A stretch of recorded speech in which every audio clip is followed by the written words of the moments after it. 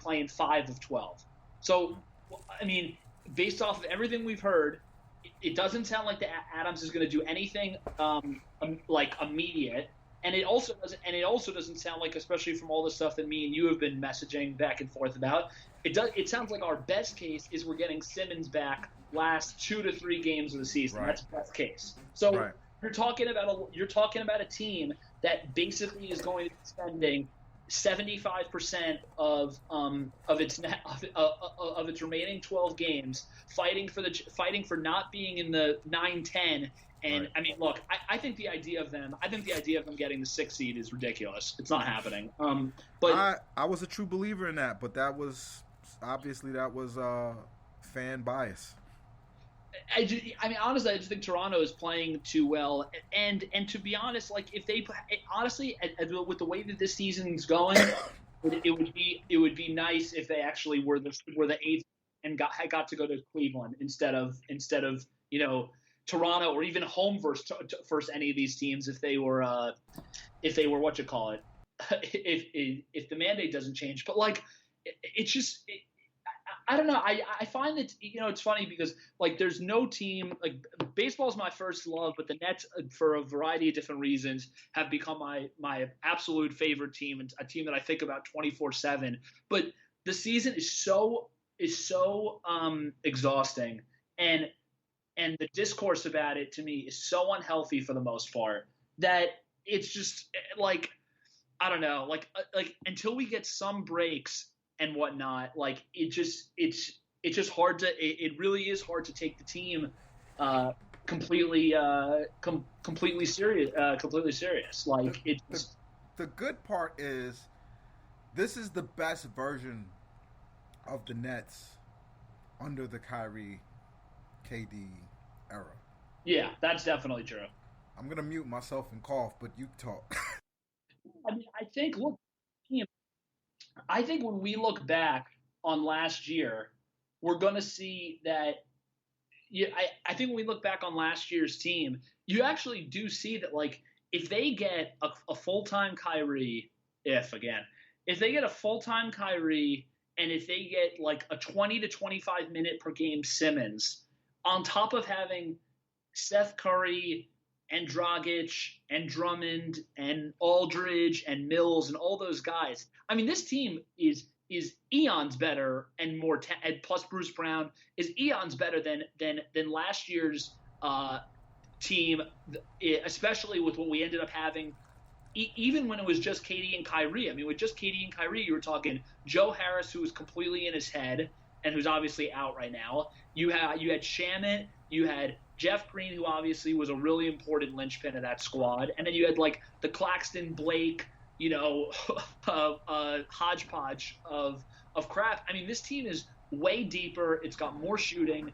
It doesn't have that third scoring star, but if you can get Simmons to be 85% of what he usually is, or 80% of what he usually is, in a lot of ways that can help them out as much as what even Harden can give at times, because it's just a different thing that the team didn't really need at the time. Yeah, no, I think this is one of the.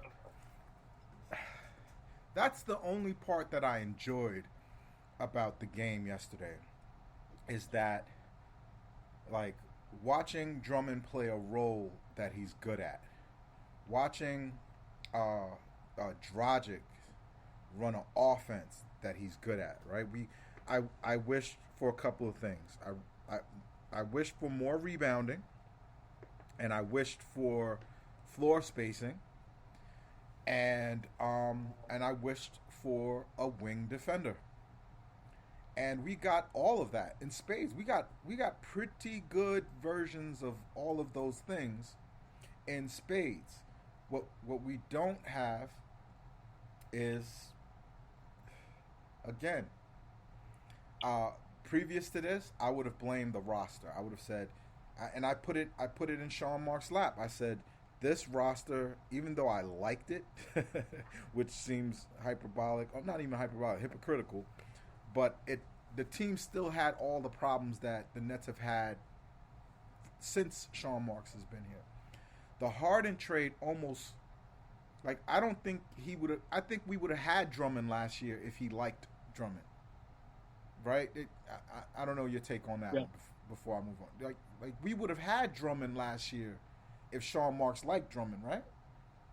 Yeah, I think I actually I was yes. I mean, to your point, I think that if Drummond, I think the fact that Drummond was I included in the forget what. deal actually showed that Marks has changed his view a little bit on like who's a Sean guy, who's not a Sean guy, Right, and so I think and so yeah, right. No, I see that, and I also don't think Ben Simmons was a Sean guy, or a player like Ben Simmons was a priority type of player that the Nets need.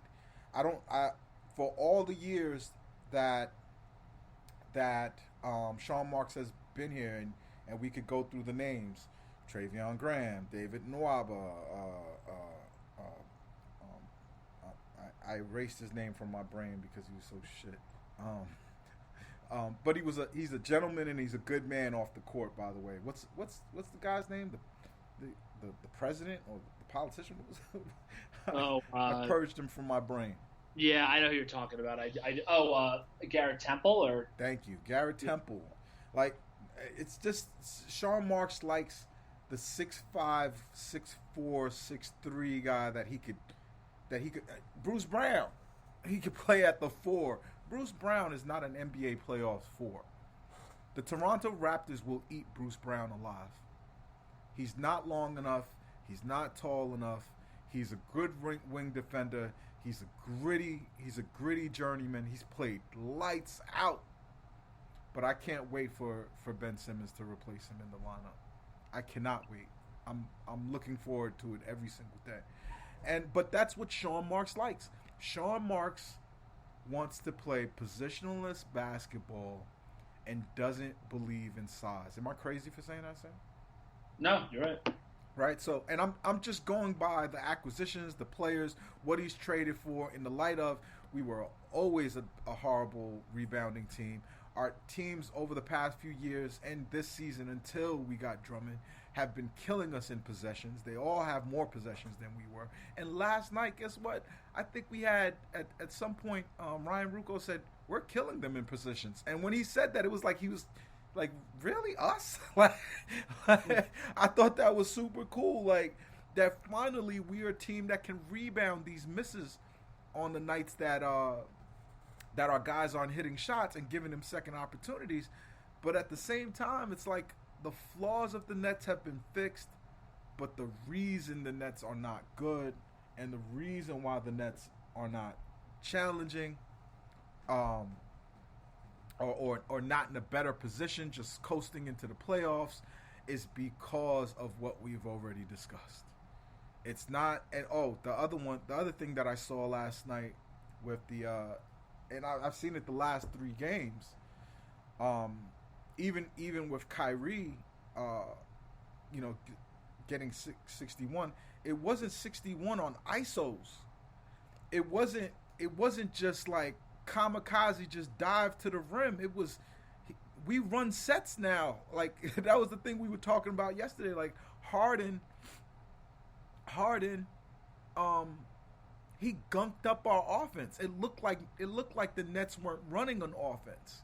And people who it made Nash an easy target for people who wanted to make the reason the Nets aren't performing about other things than what the reason why it is.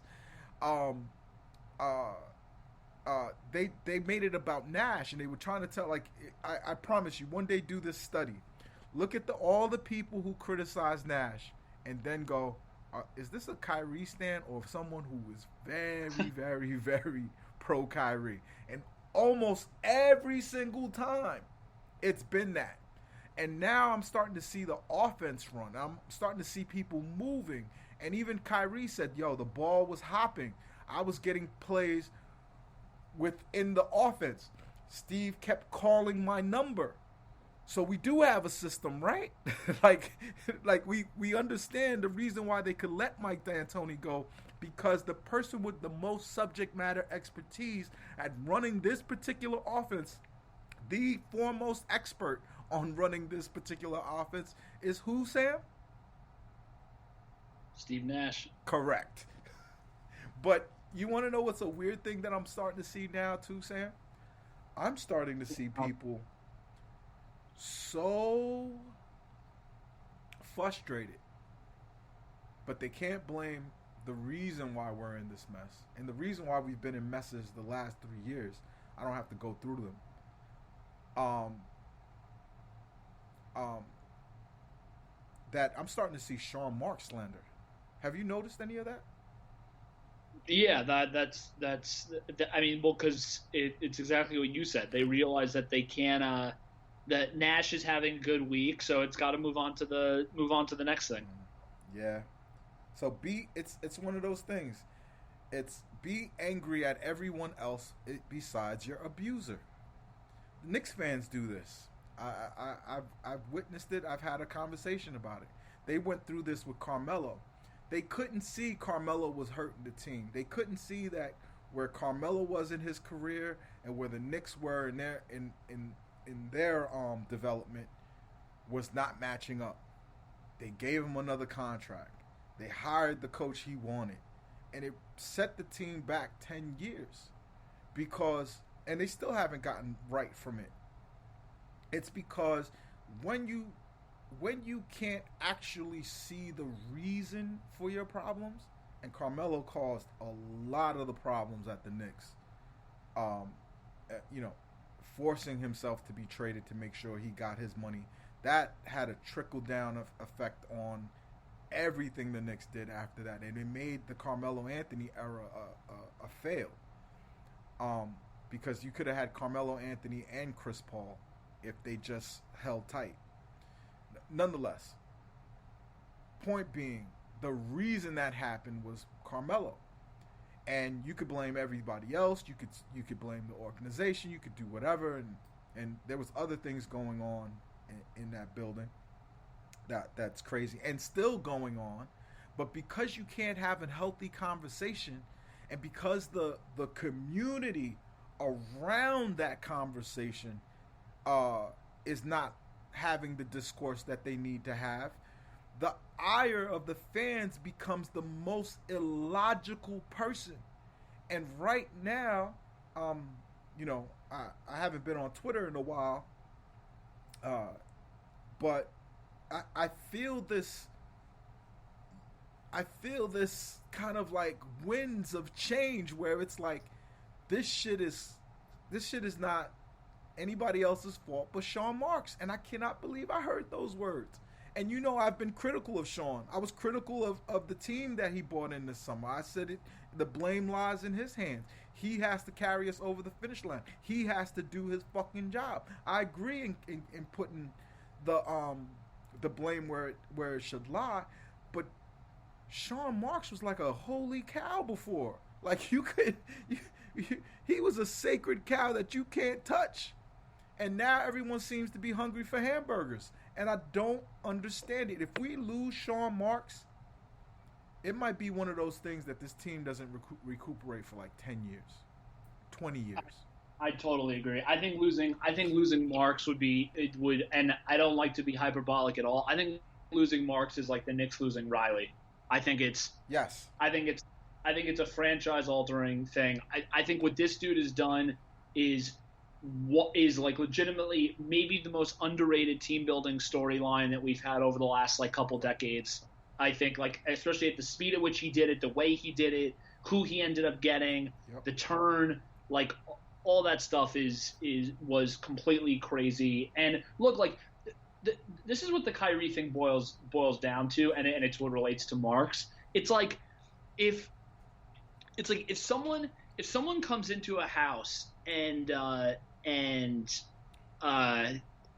commits arson and burns it down, like intentionally, but inside the house there happened to be like a couple of things that were like more flammable that maybe weren't in the right spots or something like that. So the fire becomes even bigger. Like, I think at the end of the day, the person that should be blamed is the arsonist who ignited the match, not the fact that there were little things in there that maybe exacerbated the issue once the issue came in. And that's like the thing with the Kyrie situation is that everyone's like, yeah, we've talked about this issue already, but like I'm kind of